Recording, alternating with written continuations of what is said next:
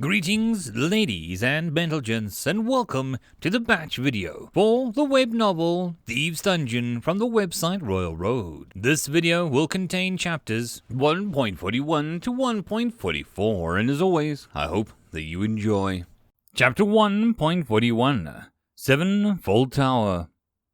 3 days ago, Avery sat down to watch a short competition.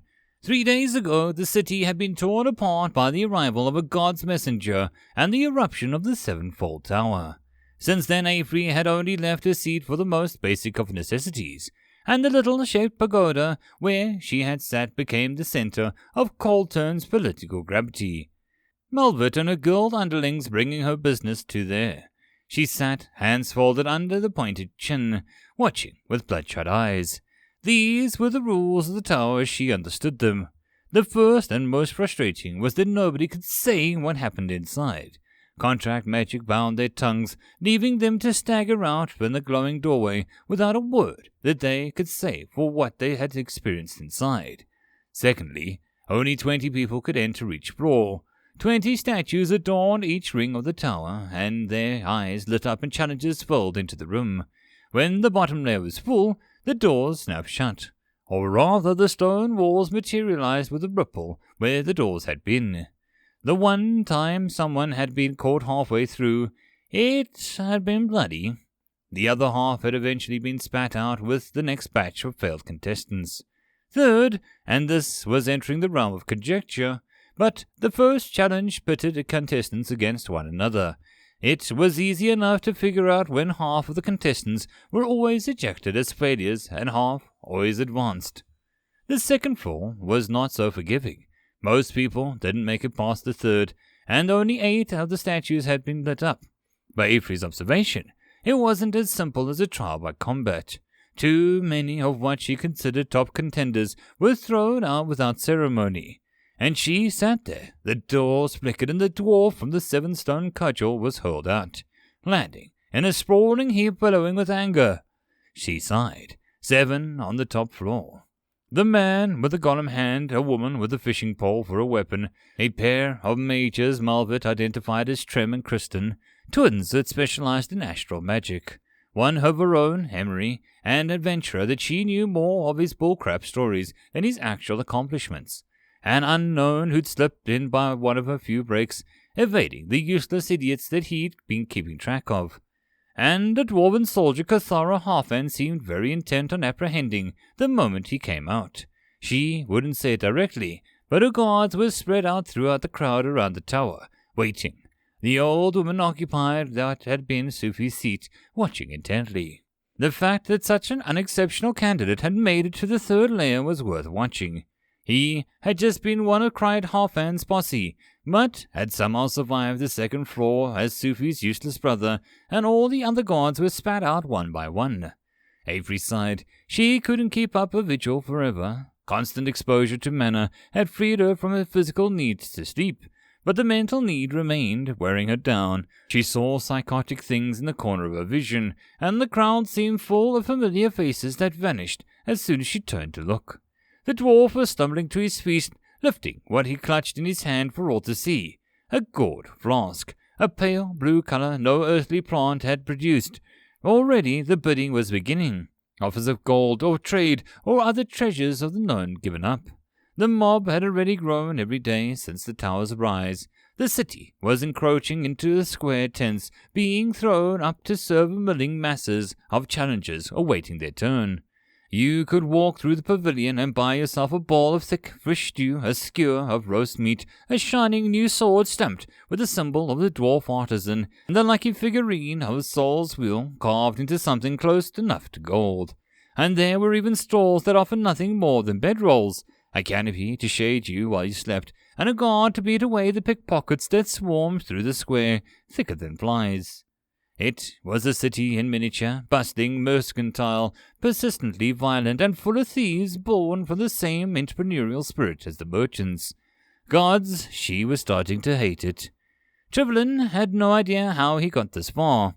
Luck, mostly, yes, but with a dash of inexplicable competence he'd found held deep in his reserves within himself. The first challenge had been easy. he had stepped onto an empty room full with arched windows, and soon after another of the dwarf noble guards had stepped through the door opposite. The poor fellow was a little too slow to figure out the challenge, and the room was each other. Trevelyan had successfully talked him into believing the object was to reach the glowing orb that lit the room above. And no sooner had the obliging fool bent down to give him a boost than Trevelyan had conked him on the head with a bread club. Good old bread club! Trevelyan gnawed idly on it. His stomach was growling. A second later, he'd been more intense. The grey plain where white tomes rose, providing white teeth that hilled landscape. It had been far too large to be contained with the tower's physical dimensions. The spectres and glowing eyes had patrolled the misty moors. Trevelyan had discovered by accident the goal was to not be seen. It aligned very well with his first instinct to cower and hide. It was only later, seeing people disappear in puffs of mist as soon as they were spotted, that he realized he'd stumbled onto the actual lesson of the challenge. Crawling on hands and knees, he found his way to the center of the area. A vast mausoleum that towered above the rest, golden light spilling through its door. One step and he was here, where he'd been struck for 3 days. It was an arena with the sand on the floor and empty stadium seats, carved of marble rising in all directions. Trevelyan slumped into one of them now, gnawing and gumming at the bread club, in hopes that his saliva would eventually moisten it into something edible. Most of the other 7 sat on their own stupors, exhausted. This was the easy way out, was to die. God knows if it was a real death, or if they appeared unharmed outside the tower. But the blood and the gore and the screaming all looked real. Suffice to say that he was willing to sit here a while longer, chewing stale bread before trying that method. At the center of the arena stood a thing. It had a lower body of a great jungle cat, all lean muscle under black fur and powerful, clawed paws, a flicking tail. But where a head should be, the beast instead rose up into a torso of a man, built like an ancient statue with rippling musculature and bronze skin. He wielded a trident in one hand and a net in the other, his face covered by a beaked helmet with numerous slits in the front. It was the deadliest thing that Trevelyan had ever seen in memory. The trident whirled and stabbed, deflecting all blows before they so much as came close. And the net had a nasty way of catching people off guard as they tried to retreat to recover from having their weapon knocked aside. Even when 2 or more people came at once, the toroid thing simply changed tactics, galloping around the arena in vicious speeds, taking opportunistic strikes, relying on superior agility to wear down their enemies. Trevelyan had seen the damn thing run up a wall once, taking its enemy off guard and piercing the unlucky dwarf through the skull. But the only way was through, beyond the stadium. There was only a pitch-black void, the world lit by a miniature sun that hung over the gladiator's head. Only one of them had brought food, the caramel-skinned woman with the tiger-striped tattoos, and the fishing rod sat happily shoving fistfuls of dried berries into her mouth. Oh, how everyone had hated her! Worse than the opponents who stood blocking their way. They glared at her. But soon they'd have put her on differences aside. There was only one way to beat this foe, and that was to come at the foe together. Everyone knew it. Nobody wanted to be the first to say so, and assumed a leadership role that would probably get them stabbed in the back. And he did his own dilemma. He would need to assume a new face before he left. And right now, everyone left was distinctive in some key way that he couldn't copy. A golem arm, an artificial fishing pole, a twin brother. The left 2 candidates, both of whom he eyed warily. Okay. Trevelyan was startled out of his thoughts by the gnawing of the fishwoman spoke, whipping her lips. I'm out of food, so it's time that we get this done. Who wants to see what's past that big lug? End of chapter. Chapter 1.42 Deus Ex Machina. We sailed through to the morning with no way of turning back. There was no sailing route from the river to my dungeon, nowhere the ship could go but on. She was destined to travel far away from me, and who knows if she would ever return, my lovely serpentine. For now she rested in the shaded grove that grew around the edge of a small lake, moored to a muddy shore. The unicorn, Kopa-chan, and the remaining spiders all climbed down from the deck, the shackled beast needing to be carried by the arachne due to its bindings. They made a shrine of wildflowers, and Koba-chan did the honors. "O gods, great ones and distant dreamers, we offer you this." It was a simple prayer, but he said it well. Bowing deeply, and he retreated and left the unicorn standing in a ring of flowers. The beast snorted, kicking its hooves uncertainly. It had no idea what to expect now, only that this was better fate than being left in Emma's clutches to be auctioned off. I hoped for the best and expected the worst from the selfish gods above. There was a faint chiming of a bell, and a messenger stepped into the circle. A diadem of hazy stars in her hair and a dress of white roses slung around her shoulder. "My, a unicorn!" She clapped her hands together with delight, circling the beast, and snorted and cantered in confusion. "A bit shabby, but I'm sure some time in your dungeon will brighten up its mangy coat." "So," a snap of her fingers and the chains fell away, "let's go meet her, shall we?" The door stood before us, a golden tracing outline of the frame of the flowers and vipers.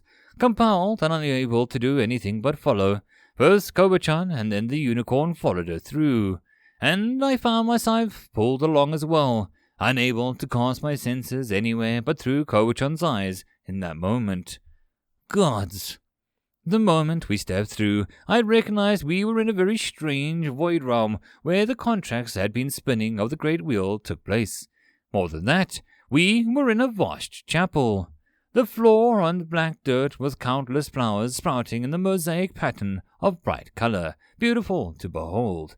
Pillars rose up and sparkled, and gems, rubies, and sapphires making the eyes of wonderfully carved statues that seemed to burst from the stone columns full of life, their form full of grace, balanced and appealing to the eyes. The ceiling was painted with blue skies and divine beings, the glory of the sun shining down on the clouds and haloing them in gold. She had a good taste, at least. At the center of the church, a choir of statues carved from the purest of gold. They were saints, devils, beautiful maidens, handsome princes, every imaginable form of beauty on display, all of them standing with their heads tilted up, mouths open. They were the pipes of a tremendous organ, I realized, as the first note played. What they stood on was not the pedestal, but the instrument's base. Ivory keys, thousands of them extending in a broad semicircle. An invisible hand pressed them down, and the music poured from the statues' mouths. It was beautiful, yes, but somehow macabre. What I truly didn't expect was Koba-chan approached, for the chorus began to speak. "We have watched you, little one. We have praised your creations. We have judged your misdeeds. In the balance, we have found you worthy of our presence." I was stunned, trying not to think deadly thoughts. This was a god, a gaudy automaton, beautiful, yes, but unsettling and unnatural. I was very glad I'd taken at least a small amount of precaution to shield my mind. Koba-chan spoke for me, my voice in the strange and hollow temple. "I hope our gift meets your approval. We wish for our friend, our guardian, Orum, to be healed.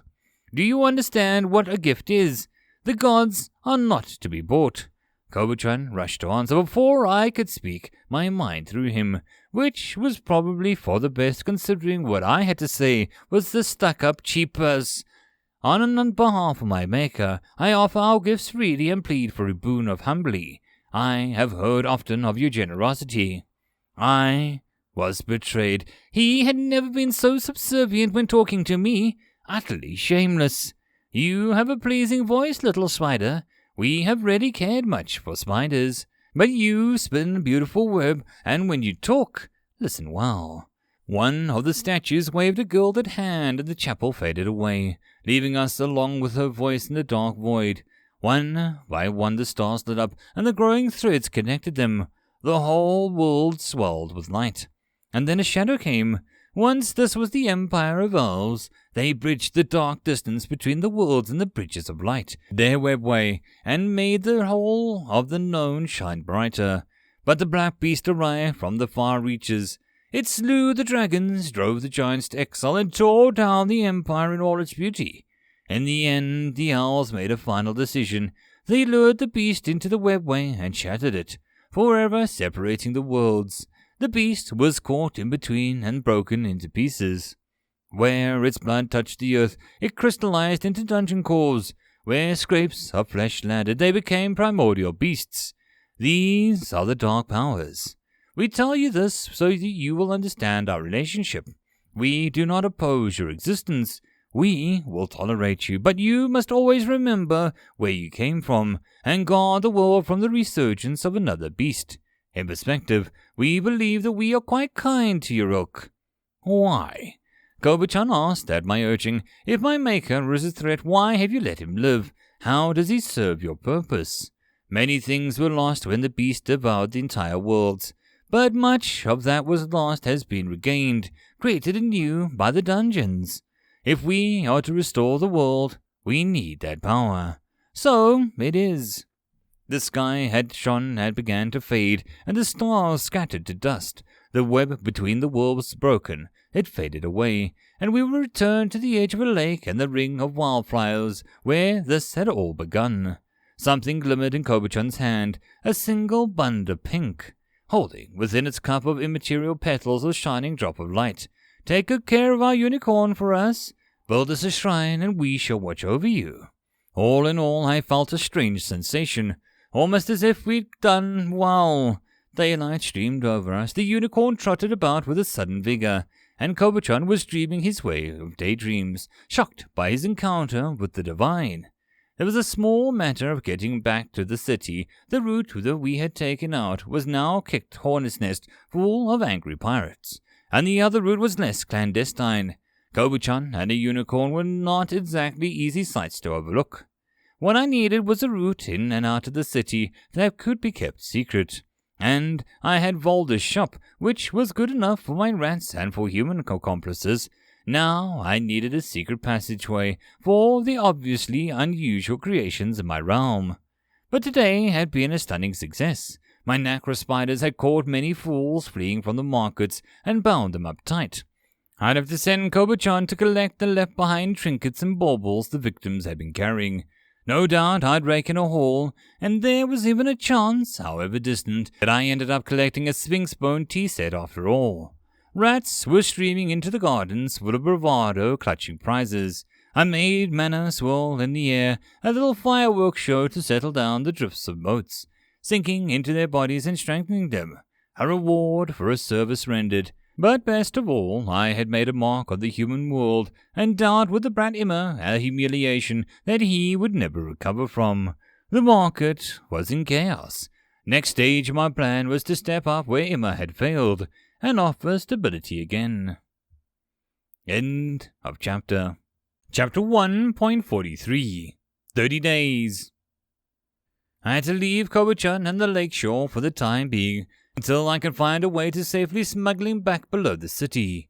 For now I had work to do. Always work to do, and I loved it. I had discovered something important. As long as they were part of a vault, I could place doors around my core without blocking a flow of mana and threatening a backlash, which meant that there was nothing at all keeping me from turning the entirety of the Garden of Bells into a single, enormous vault.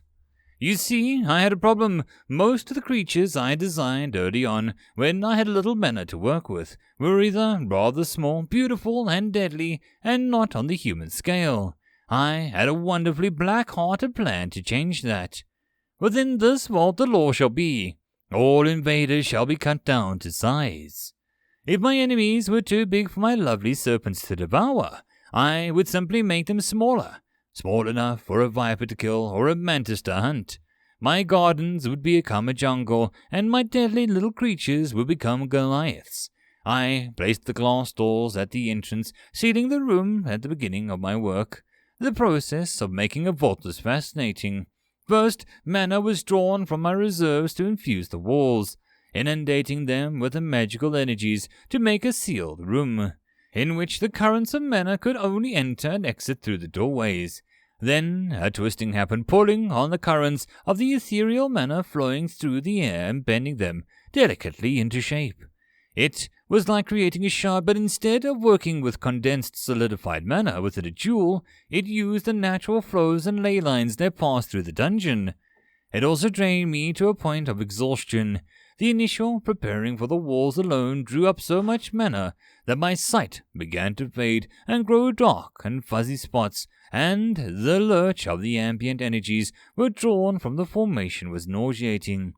I checked, and was horrified to see that I'd lost an entire half of my own flow of mana. The poison cup vault, by comparison, had barely cost me anything. In the end, I would have had to say the powerful effect was worth the price, but the lessons were learned. Vaults were expensive luxuries, and best reserved for clever traps or puzzles instead of brute forcing a second law into place. Still, I couldn't help imagining the first intruders to fall into the trap and find themselves shrinking away, my serpents and insects growing enormous by comparison. Their horror and shock would be well worth the expenditure. And speaking of pests, there were still adventures clinging to the edge of my ravine, prodding at my defenses and slowly mapping out the slope, scratching down the locations of the spider caves and disguised pitfalls, drawing sketches of enormous lumbering sporebacks in a way that they were very polite guests, chronicling my dungeon with a slow and precise detail. Flattering, yes, but the end goal was to sell the information on the adventurers who would be mounting real incursions. Killing them would be deserved, but I had a better plan. As they ventured out of the camp, making one of their short jaunts downslope, my ratty crew crept into the campsite. The wallflower dipped into the tip of the prehensile tail into the inkwell and added several strokes to the master copy of the map. A lovingly detailed work for several days. In no time we had added several phantom hazards that would send anyone following the map in a roundabout, pointlessly zigzagging course to avoid them. And that would be hilarious. At the same time, I was looking at making a route for Koba-chan to return by. I had several of the large stone-burrowing maggots that I'd used to make hidden nests for the nacre spiders, guided to quite a location in the sewers, pointing due west, and I made them to dig. They would need constant replacing and would allow me to cut a route to extend past my own domain, eventually breaking free of the city's underbelly and finding a place to safely dig up. Until then, Koba-chan was out in the world exposed. He assured me that he would be fine. I found his optimism all the more reason to worry on his behalf.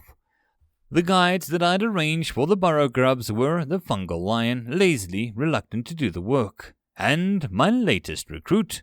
The orc child had survived the trial by fire. After a week of breathing dungeon mana, he had gained enough affinity with me to absorb a shard, letting me into his head. It was a little cramped in there, not unintelligent, but cluttered with emotional nonsense, fears and inadequacies and other things that I had never found useful.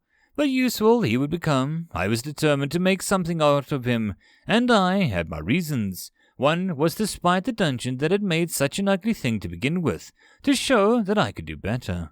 Another was to honor the same spirit, the ambition that it had showed, trying to usurp the powers of the gods. For all the Ilber was an awful little toad of a thing, his mana pathways were more complex by orders of magnitude than anything that I had managed to replicate in my golems.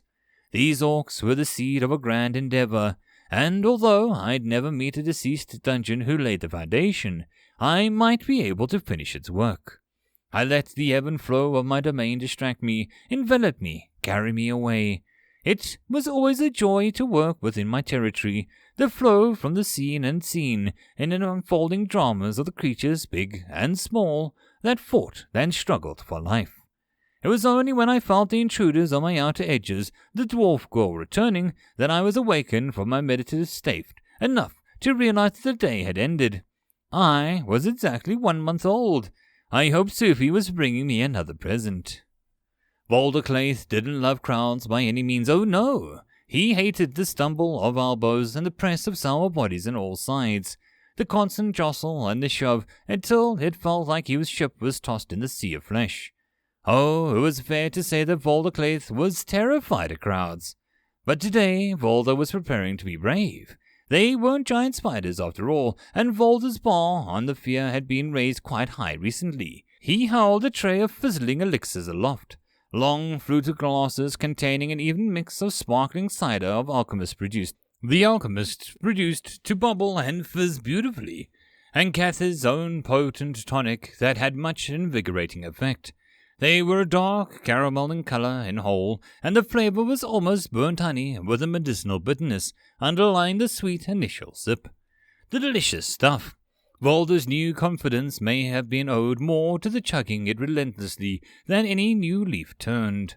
To accompany it, he had brought out the local bakeries, loading his stall with high, fluffy cakes layered by fresh fruit and whipped of rainbow-colored cream, delicately crushed hatched pies, and little pastel cakes stacked in a pyramid, scones topped with caramelized sugar and studded with tart berries, panoply of delights. And business was booming. He had to hire toughs to defend his place in the market, fighting off more predatory merchants who tried to rush to the nearby bakeries to replicate his success. None of them had Cather's elixir. The fizzy stuff was going as fast as Volder could pour, bubbling from the cask liquid gold. Ale was still more popular by a mile, yes, but it wasn't all drunks and bravados who came to challenge the tower. There were academics too, alchemists and mages, and all of them looking for a place to rest outside of the bustle of the crowd. Volder's little cafe, with the well-defended borders and comfortable reading chairs hauled out of the bookstore, was a paradise to them. Suddenly, one of the customers bolted from the chair. One by one the rest rose as well, the whole market turning the gazes towards the tower that rose up into the sky. On the fourth layer, 2 sets of eyes had lit up on the ghostly flames. After 4 days, 2 people had made it to the 4th layer at once, and in the same moment every pair of eyes on the 3rd one had gone blank. The doors flashed and out staggered the defeated contestants, the crowd crushing in around them, hiding them from Volder's view, pushing to the first to see what they had taken as their prize. He sighed. This was a mad and frantic energy was starting to infect him. Her sighed alongside him, slapping the rag with his oozing polishing glasses over his shoulder. I can't take it any more, Volder. God's sights, I have tried, but I am a fool. What are you on about? I'm saying I won't ever forgive myself if I don't go and find out what's going on up there. End of chapter 1.44. Pretty clouds. Look, obviously this is meant as a challenge of teamwork. They put an obstacle in the way that nobody can overcome alone, but let us appear in a safe place for once, giving us all the time in the world to wait for allies to arrive. The islander woman's logic was sound. Trevelyan would be the first to admit. As the 6 of them huddled together in the stands below, the centaur gladiator paced on the sand of the arena, sensing that the battle was near. Its enormous paws clawed the dirt, muscles rippling, and the light of crystalline sun hang over the ring. Do you think that you can hear us? The fisherwoman with the tiger-striped tattoos asked. Anyone know the thief's sign? Trevelyan asked. There were blank looks all around him. Well then, if it can hear us, it can hear us. Names, the woman insisted. I'm Umi. Kevrit, one of the twins said. Havrit, the other said. They were strange ducks, blonde, cropped hair, smirking eyes, sour mouths that might generally have never smiled. Silver chains decorated their sleeves, dangling with obscure charms. Nim, the man said with a golden arm, and nodded. His entire arm was a beauty of shining bronze, little chains and gears exposed beneath the metal plates, sliding and shifting with every motion. A slender skeleton of tiny pistons formed the hand with his strange spidery dexterity. Trevelyan. He was no point in lying now. By now Cathara was an old schemer, would already know that he was in the tower. The question was whose face he was going to wear when he left. I am Jackon. The last of the group was an old, grey-haired adventurer who wielded a shovel in place of a sword. His right eye was clouded over and blind. Have any of you fought in a team before? We're always a team, Harvard and Severin answered in unison. Everybody else was silent. Well, I have 2 decades of experience in venturing, and half of that leading my own crew. If you don't mind, I've got a few suggestions. The old man had a calm manner, and Trevelyan was happy to let someone else take the lead and the attention. His mind was already elsewhere, calculating the next escape, not focusing on the climbing to the next floor. Go ahead. Umi flicked her hand. The last time someone tried to group up on it, the bastard just started running and forced us to break formation to chase. So this time, we should start by forming a circle and closing it in. It'll still try to escape, but it will have to go through one of us. Meanwhile, I will head for the weakest link, Nim said. Trivelin paused at the scheming to glance up. He noticed everyone was looking at him. He coughed. I can handle myself, truthfully. He was no slouch with the blade, and had been a pirate for the better part of a decade, but, well, damn it, everyone else here was a monstrous talent. There were people in this world who moved like tigers and fought like demons. Trivelin, who stayed alive by avoiding them at all costs. Is he joining us? Umi asked, glancing towards the seventh contestant. He stood alone, away from the group, staring out into the void past the edges of the arena. Seems like a bit of an odd fish.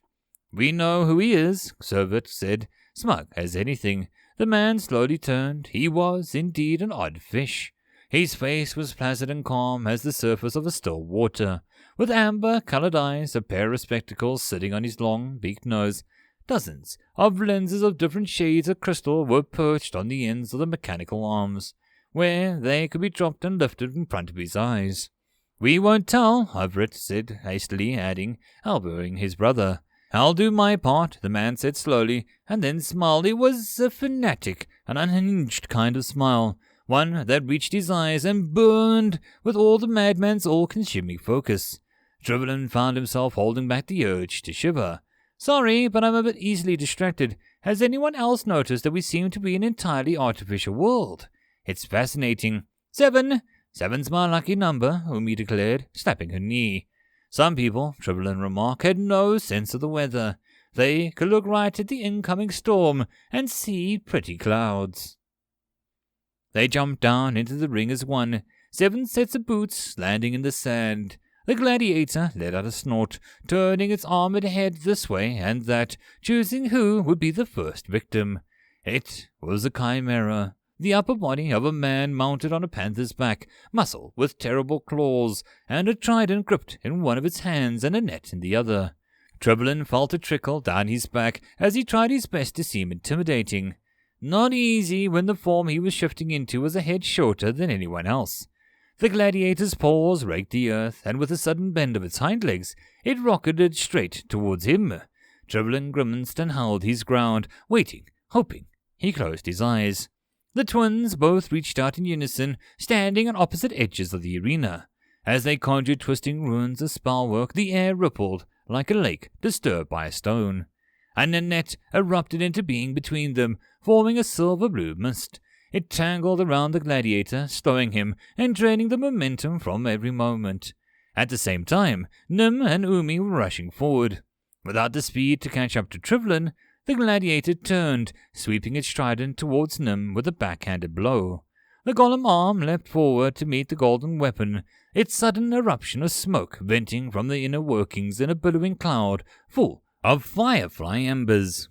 Fist met trident with a strangely melodic tone, ringing through the entire arena. Nim's back foot was driven into the ground, the sand blown away and the hard earth beneath cracking as the force of the collision passed through him. The gladiator reared up, ready to finish him with a swipe of his terrible claws. Umi's fishhook sailed through the air and snared the long vertical slits of the gladiator's helm, twisting it on its head so that he would be blind for a split second. As the panther claw swept down, Nim wasn't there. As the gladiator reached up and realigned his helm, Umi suddenly was, leaping through the air and delivering a ringing blow with the shaft of a fishing rod against the golden helm. Again the sound was almost musical, but this time there was an added percussion of the gladiator's infuriated roar. It caught her in the air and swung its fist, smashing her down into the ground.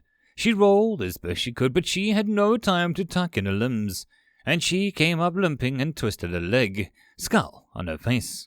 All the while Trivelin hadn't moved.